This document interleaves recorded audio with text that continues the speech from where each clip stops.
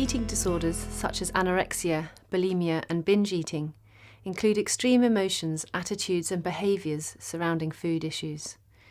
Eating disorders are responsible for the highest number of deaths from psychiatric illness. The Eating Disorders Association estimates that about 165,000 people in the UK have eating disorders, with 10% dying as a result, but experts believe it could be higher. Most sufferers are women, but 1 in 10 are now men. The emphasis on super-thin models has been blamed for the increase in eating disorders.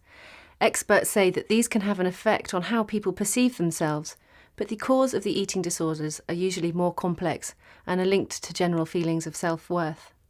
The foundations of treatment for eating disorders are advice and support on nutrition, reducing excessive exercise, and stopping purging behaviours. Specific forms of psychotherapy, talk therapy, and medication are effective for many eating disorders. My name is Sam. I had bulimia from the age of around about 13 to about the age of 21.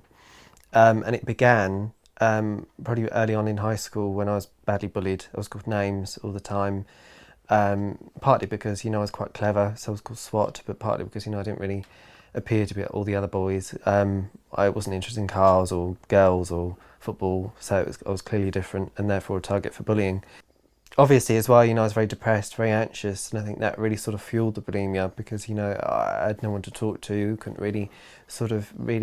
couldn't talk to a teacher, didn't have any friends because, if people were friends with me, then they thought they might be subject to bullying too. So it was very sort of quite a lonely experience and very isolating as well, which really reinforced that sense of sort of low self-esteem, low confidence, not feeling like I was worth something, and I think that very much plays a part in the bulimia. I didn't really do anything about it at first because it was something that was really helping me get through from one day to the next. So I didn't even think about getting help, to be honest.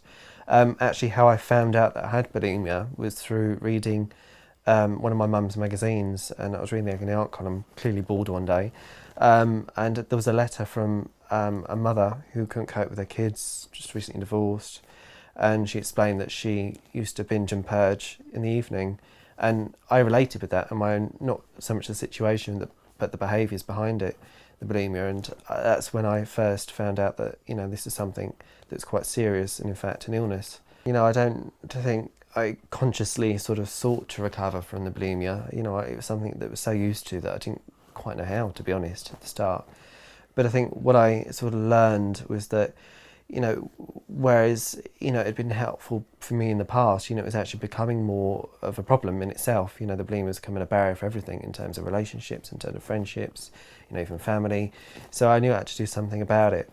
And just, I think kind of things fell into place actually. When I look back, I got involved in, different projects and volunteering, which kind of helped. Spoke about my experiences of having bulimia and bullying at school, which kind of, again, sort of helped me to sort of validate what I'd gone through, but also begin to start put a bit of closure on it, in a sense, and then be able to move on from that.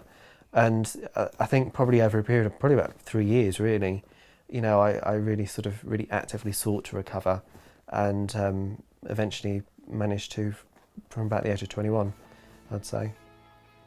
From a personal point of view, I think it's also enabled me to sort of be a bit more aware in terms of life issues and just be a bit more connected with other people, I think, because I think it really sort of enables you to sort of reflect and think about who you are as a person once you've recovered, because I think actually you do begin to think about, those 8 years where I was bulimic, that feels like a bit of a blur. So it's just enabling me to think about life in a bit more of a clearer way, I think. I mean, bulimia is obviously a very damaging illness. It's one that's very sort of instinctive in many ways, because it's something that often a lot of sufferers, and certainly from my personal experience, it kind of comes out of nowhere almost, if you like, and it's a coping mechanism to deal with lots of different issues and pressures that you might be feeling in your life.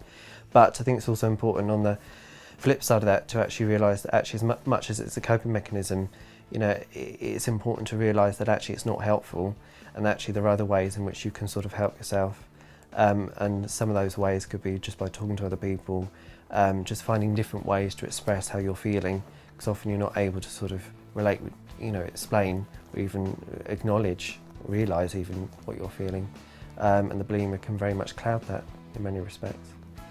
It's really important to acknowledge that somebody who is suffering from an eating disorder is not the only one affected. Actually, everyone around them can be affected, including carers. So it's really important to acknowledge that everyone needs support in that unit.